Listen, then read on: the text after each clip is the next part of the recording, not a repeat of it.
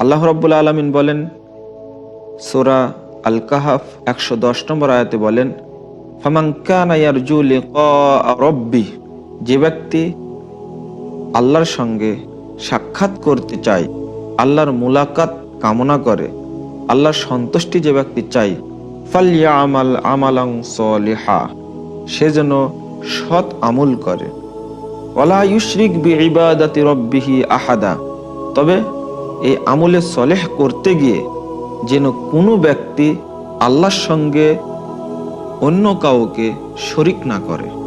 ইবাদত করতে হবে রাসূলুল্লাহ সাল্লাল্লাহু আলাইহি ওয়াসাল্লামের তরিকা অনুযায়ী, আর উদ্দেশ্য হবে একমাত্র আল্লাহকে সন্তুষ্টি করা। যদি আল্লাহর সন্তুষ্টি না থাকে তাহলে ওই ইবাদতটা ইবাদত বলে গণ্য হবে না।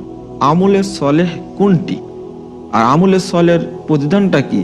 আল্লাহ রাব্বুল আলামিন বলেন, ইন্নাল্লাযীনা আমানু ওয়া আমিলুস সলিহাতি কানাত লাহুম জান্নাতুল ফিরদাউসি নুজুলা, নিশ্চয় যে ব্যক্তি ঈমান আনবে এবং আমলে সলেহ করবে তার জন্য রয়েছে জান্নাতুল ফিরদাউসে আল্লাহর মেহমানদারি।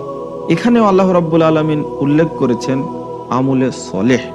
আমলে সলেহটা কি সেটা যদি আমরা একটু ইঙ্গিত দিই তাহলে বোঝা যাবে। রাসূলুল্লাহ সাল্লাল্লাহু আলাইহি ওয়াসাল্লাম বলেন, সহিহ মুসলিম, মান আমিলা আমালান লাইসা আলাইহি আমরুনা ফাহুয়া রাদ, কেউ যদি কোনো আমল করে আর সেই আমলের নির্দেশনা আমাদের পক্ষ থেকে নেই, ফাহুয়া রাদ, ওইটা প্রত্যাখ্যাত, ওইটা বর্জনীয়। তাহলে কেউ যদি কোনো আমল করে কিন্তু ওই আমলটি রাসূলুল্লাহ সাল্লাল্লাহু আলাইহি সাল্লাম করেননি এবং করতে বলেননি, তাহলে ওটা আমলে সলেহ নয়।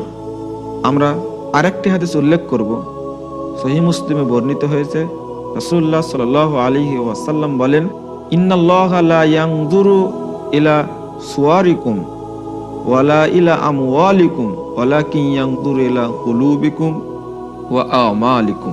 তিনি বলেন, নিশ্চয় আল্লাহ রাব্বুল আলামিন তোমাদের চেহারা সৌন্দর্যের দিকে লক্ষ্য করবেন না সম্পদের দিকে, মাল ধন সম্পদের দিকে লক্ষ্য করবেন না। তিনি লক্ষ্য করবেন ওয়ালাকিন ইয়ানজুরু ইলা কুলুবিকুম, তিনি লক্ষ্য করবেন তোমাদের অন্তরের দিকে, ওয়া ইলা আমালিকুম, এবং তোমাদের আমল সমূহের দিকে লক্ষ্য করবেন। চেহারা সৌন্দর্যের কোনো বড়াই নেই, সম্পদের কোনো বড়াই নেই। একজন মুমিন ব্যক্তির অন্যতম বড়ত্ব, অন্যতম মর্যাদা হলো দুইটি, তার অন্তরটা তাকওয়া ঠিক রাখবে, আমল ঠিক রাখবে। আমরা